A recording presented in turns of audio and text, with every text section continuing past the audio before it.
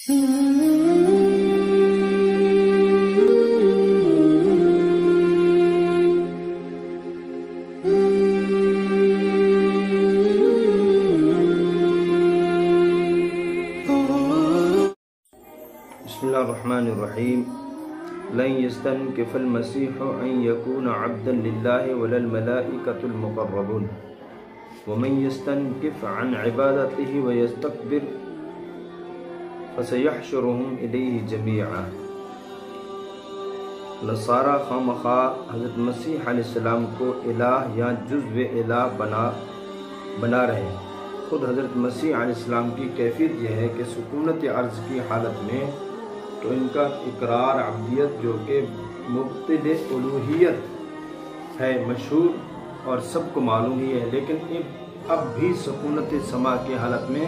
کہ سکونت عرض سے عرفہ اور مغنہ تعالیٰ کا ہے، یا قیامت تک وہ جس حالت میں ہوں ان سے کوئی پوچھ کر دیکھے، اس حالت میں بھی ہرگز خدا کا بندہ بننے سے عار نہیں۔ ہاں، اللہ کا بندہ ہونا، وہ کہتے ہیں مسیح کو اس سے ہرگز عار نہیں کہ وہ بندہ ہو اللہ کا، یعنی اللہ تعالیٰ کا بندہ ہونا کوئی عیب کی بات نہیں۔ ایک تو یہ بات ثابت ہو گئی کہ اللہ کا بندہ ہونا کوئی عیب کی بات نہیں ہے، کہ فرشتے جو ہیں وہ عیب سے پاک ہیں اور بندے جو ہیں یہ عیب دار ہیں، دیکھیں بندہ ہونا یہ عیب نہیں۔ دوسری بات کیا ہے کہ اللہ خود فرما رہے ہیں کہ مسیح علیہ السلام یعنی حضرت عیسیٰ علیہ السلام بندے ہیں اللہ کے، تو جب بندے ہیں تو پتہ چلا کہ خدا نہیں ہے، نہ ہی خدا ہے اللہ ہے، نہ اللہ کا جز ہے۔ تو یہ چیز جو نصارہ کے ذہن میں یہ بیٹھی ہوئی ہے اور وہ اس میں ضد پہ اڑے ہوئے ہیں کہ مسیح علیہ السلام جو ہے حضرت عیسیٰ علیہ السلام وہ یا تو الہ ہیں یا یہ جز الہ ہے۔ دونوں سے خود عیسیٰ علیہ السلام کی یہ کیفیت ہے کہ وہ جہاں بھی ہوں، وہ چاہے زمین میں تھے تو بھی انسان ہی تھے، اور آسمانوں میں اللہ نے ان کو اٹھا لیا تو بھی وہ انسان ہی ہیں۔ قرب قیامت میں اتریں گے، حضرت مہدی علیہ السلام کے ساتھ مل کر جہاد کریں گے، دجال کو قتل کریں گے، یاجوج ماجوج کا مقابلہ کریں گے، 8 یا کچھ سال زیادہ سال ٹھہریں گے اور شادی کریں گے، ان سے بچے ہوں گے۔ تو نعوذ باللہ یہ کہنا کہ وہ الہ ہے، تو ایک تو اتنا بڑا عیب لگا رہے الہ پر، اللہ ہو اور اولاد ہو یہ ہو نہیں سکتا۔ اللہ تعالیٰ اس کو سب سے بڑا جو ہے طوفان کہتے ہیں، جو اللہ کی طرف بیٹوں کی نسبت کرے یا اولاد کی نسبت کرے۔ یہ جائے کہ حضرت عیسیٰ علیہ السلام ایک تو پہلے آپ نے ان کو ماننا ہے کہ وہ خدا ہیں، الہ ہیں، اور دوسری بات ان کو سولی پر بھی لٹکا دیا، اور تیسری بات کہ پھر وہ اولاد ہوگی ان کی، وہ شادی کریں گے، اللہ کی صفات میں سے کہ ان چیزوں سے پاک اور مبرہ ہے۔ بہرحال تو یہ فرمایا کہ عرض کی حالت میں تو ان کا اقرار عبدیت جو کہ مبتدع الوہیت ہے مشہور اور سب کو معلوم ہے، لیکن اب بھی سکونت سما کی حالت میں کہ سکونت عرض سے عرفہ اور مغنہ تعالیٰ یعنی بلند ہے، یا قیامت تک وہ جس حالت میں ہوں ان سے کوئی پوچھ کر دیکھے، اس حالت میں بھی ہرگز خدا کا بندہ بننے سے عار اور انکار نہیں کریں گے۔ تو وہ صاف فرمائیں گے میں اللہ کا بندہ ہوں، انی عبداللہ۔ وہ جب مہد میں تھے یعنی پنگوڑے کے اندر یا گود میں، اس وقت سے انہوں نے اقرار کیا تھا میں اللہ کا بندہ ہوں اور اللہ نے مجھے نبی بنایا ہے۔ لن يستنكف المسيح ان يكون عبدا لله ولا الملائكة المقربون، فرمایا مسیح کو اس سے ہرگز عار نہیں، اس سے عیب نہیں ہے، شرم کرنا نہیں ہے کہ وہ اللہ کے بندے ہیں، اور نہ ہی فرشتوں کو کہ وہ اللہ کے مقرب فرشتے ہیں، اس سے کوئی عار نہیں ہے۔ وَمَن يَسْتَنْكِفْ عَنْ عِبَادَتِهِ وَيَسْتَكْبِرْ، اور اگر جس کو عار آوے اللہ کی بندگی سے، یعنی وہ اپنے آپ کو اللہ کا بندہ سمجھ کر اللہ کی بندگی کرے، اس سے جس کو عار آئے، وہ اپنے آپ کو یہ سمجھے کہ یہ کیا ہو گیا، میں اللہ کا بندہ ہوں، یہ کوئی بات ہے، میں اللہ کی عبادت کروں، اس سے مجھے عجیب لگتا ہے، جیسے لوگوں کو مسجد جاتے ہوئے عیب محسوس ہوتا ہے، مسجد نہیں جاتے اور تکبر کرتے ہیں، وہاں دروازے سے سر جھکانا پڑے گا، جھکنا پڑے گا۔ اگر یہ ان کو عار دلائے تو پھر کیا کریں گے، اللہ ان کو قیامت کے دن جمع کریں گے اپنے پاس، سب کو اکٹھا۔ کیا ہیں یہ تکبر کرنے والے، عار محسوس کرنے والے، آج اپنے اللہ سے بچ کے دیکھیں۔ فَأَمَّا الَّذِينَ آمَنُوا،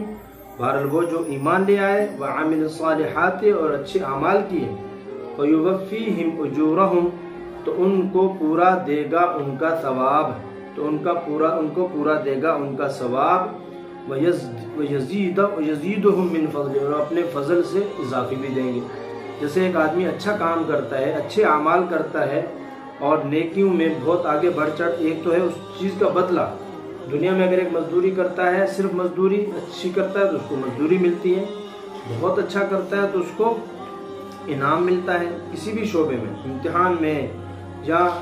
کسی بھی چیز میں انعام ملتا ہے۔ سبزیوں والے ٹرک ہیں، ایک وقت ان کو ملتا ہے فلاں منڈی کو آپ نے پہنچانا ہے، اب وہ کہتا ہے اگر منڈی کو پہنچائے، وقت پر پہنچائے تو اس کو ڈرائیور کو انعام بھی دیتے ہیں، اس کا حفاظت کے ساتھ گاڑی کو پہنچا دیا۔ تو اچھے اعمال کریں گے، ایک تو اللہ پاک ان اعمال کا بدلہ دیں گے، وَيُوَفِّيهِمْ أُجُورَهُمْ، ان کا پورا بدلہ دیں گے، اس میں کمی بیشی نہیں فرمائیں گے، اور خوش ہو کر اللہ اسے اضافی بھی دیں گے اپنے فضل سے۔ وَأَمَّا الَّذِينَ اسْتَنكَفُوا وَاسْتَكْبَرُوا فَيُعَذِّبْهُمْ عَذَابًا أَلِيمًا وَلَا يَجِدُونَ لَهُم مِّن دُونِ اللَّهِ وَلِيًّا وَلَا نَصِيرًا، اور وہ جنہوں نے عار کی، یعنی اس بات سے کہ ہم اللہ کے بندے ہیں، بندگی سے، اور انہوں نے تکبر کیا، تو اللہ پاک ان کو دردناک عذاب دیں گے، اور وہ ہرگز نہیں پائیں گے اپنے لیے اللہ کے علاوہ کوئی دوست، حمایتی اور مددگار۔ یعنی اللہ کے سامنے کون آ سکتا ہے اگر یہ اللہ کو چھوڑ دیتے ہیں تو فرمایا کہ اللہ کا بندہ ہونا اعلیٰ درجہ کی شرافت اور عزت ہے۔ اللہ کو بندہ ہونے میں، یعنی مسیح علیہ السلام کو اللہ کا بندہ ہونے میں کوئی عار نہیں، اور نہ ہی اللہ کے مقرر فرشتوں کو عار ہے، اس لیے کہ اللہ کا بندہ ہونا اور اس کی عبادت کرنا، اس کے حکموں کو بجا لانا تو اعلیٰ درجہ کی شرافت اور عزت ہے۔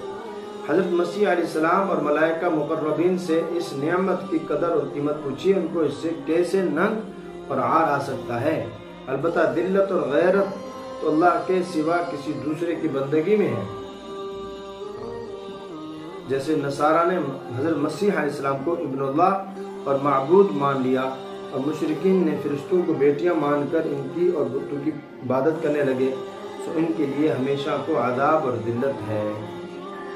یا ایھا الناس قد جاءکم برہان من ربکم وانزلنا الیکم نورا مبینا، اے لوگو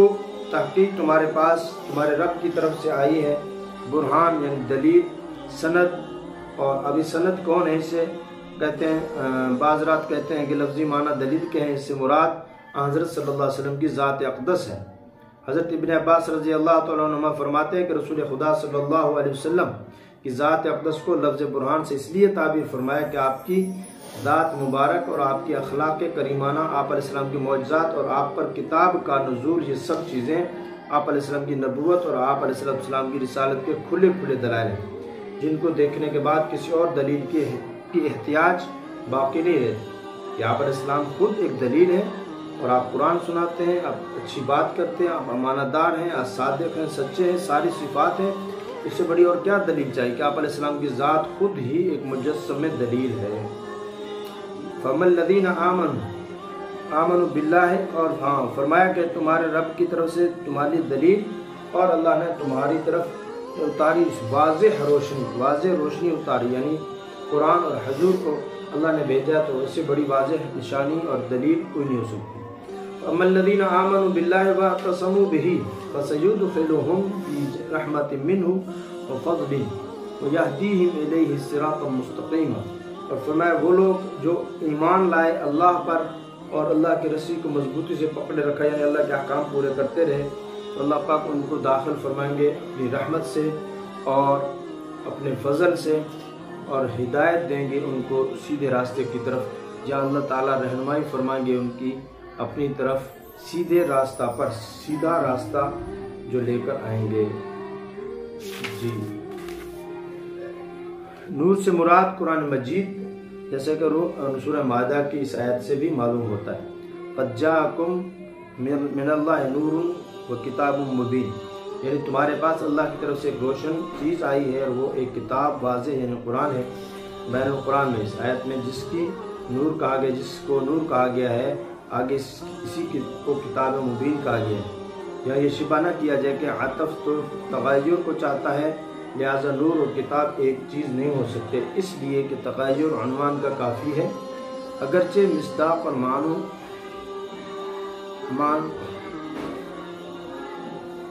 معنون ایک ہی ہے۔ اگر نور سے مراد حضرت صلی اللہ علیہ وسلم ذات اقدس ہو اور کتاب سے مراد قرآن مجید ہو تو یہ بھی صحیح، لیکن اس سے حضرت صلی اللہ علیہ وسلم کا ایسا نور محض ہونا ثابت نہیں ہوتا جو بشریت اور جسمانیت کے منافی ہو۔ یستفتونک، حکم پوچھتے ہیں آپ سے سوال کرتے ہیں یا حکم پوچھتے ہیں تو آپ کہہ دیجئے قل اللہ یفتیکم فی الکلالہ، اللہ تعالیٰ تمہیں کلالہ کے بارے میں حکم دیتے ہیں، ان امرؤ ہلک لیس لہ ولد ولہ اخت فلہا نصف ما ترک وہو یرثها ان لم یکن لہا ولد۔ اور فرمایا کہ اگر کوئی مرد فوت ہو جائے، مر جائے اور اس کی کوئی اولاد نہ ہو، البتہ اس کی بہن ہو، اس کی ایک بہن ہے، تو اس کو پہنچے آدھا اس کا جو چھوڑا، فلاح اس کے لیے ہے، نصف ما ترک جو اس نے چھوڑا ہے مال میں سے، ترکے میں سے، اس کا آدھا بہن کو ملے گا، وہ یرث وہ اس کی، اور وہ بھائی وارث ہے اس بہن کا، ان لم یکن لہا ولد اگر اس کا بیٹا نہ ہو۔ اور اگر ان کانت اثنتین، اگر دو بہنیں ہوں، اگر بہنیں دو ہیں، اس کا بیٹا وغیرہ نہیں ہے، بہنیں دو ہیں، اولاد نہیں ہے، تو پھر کیا کریں؟ فلہما الثلثان، تو مما ترکا، پھر ان دونوں بہنوں کو 2 ثلث ملے گا، یعنی کل مالیت میں سے 2 حصے جو ہیں وہ بہن کو ملیں گے اور باقی جو ہے دوسرے رشتہ داروں میں۔ وَإِن كَانُوا إِخْوَةً رِجَالًا وَنِسَاءً فَلِلذَّكَرِ مِثْلُ حَظِّ الْأُنثَيَيْنِ، اور اگر کئی شخص ہوں اس رشتے کے، کچھ مرد اور کچھ عورتیں، رجالن اخوتن یعنی رشتہ دار، رجالن مردوں میں سے بھی، ونسان اور عورتیں بھی، تو للذکر تو مرد کو ملے گا 2 بہنوں کے حصے کے برابر، یعنی جو 2 بہنوں کو ملتا ہے اس کے برابر ایک بھائی کو ملے گا، یعنی 25 بہنوں کو ملتے ہیں تو 50 ہو جاتا ہے، تو 50 بھائی کو ملے گا۔ یبین اللہ لکم ان تضلوا، اللہ تعالیٰ تمہیں بیان کرتے ہیں تاکہ تم گمراہ نہ ہو، واللہ بکل شیء علیم، اور اللہ تعالیٰ ہر چیز سے واقف ہے، ہر چیز کو جانتے ہیں۔ تو یہ کچھ احکام تھے، کچھ حضرت عیسیٰ علیہ السلام کے بارے میں تھا، اور یہاں سے جو ہے میراث کے چند ایک مسائل ہیں، تفصیل جو ہے وہ کتابوں میں موجود ہے، اور اس میں بھی اجمالاً قرآن مجید میں جگہ جگہ ہے۔ لیکن آج کل مصیبت یہ ہے کہ کوئی بیٹیوں کو نہیں دیتا، کوئی بہنوں کو نہیں دیتا، کوئی بہن جو ہے بچیوں کو نہیں دیتا، اور عورتوں کو عام طور پہ جو ہے چھوڑ دیا جاتا ہے، حصہ نہیں ملتا، حالانکہ اس آیت سے پتہ چلتا ہے فَلِلذَّكَرِ مِثْلُ حَظِّ الْأُنثَيَيْنِ کہ پہلے عورت کا متعین ہوا، مرد کا بعد میں متعین ہوا، کہ 2 للذَّكَرِ مرد کو ملے، کتنا ملے کہ جو جتنا 2 بہنوں کو ملتا ہے، جو عورتوں کو ملتا ہے۔ واللہ اعلم بالصواب۔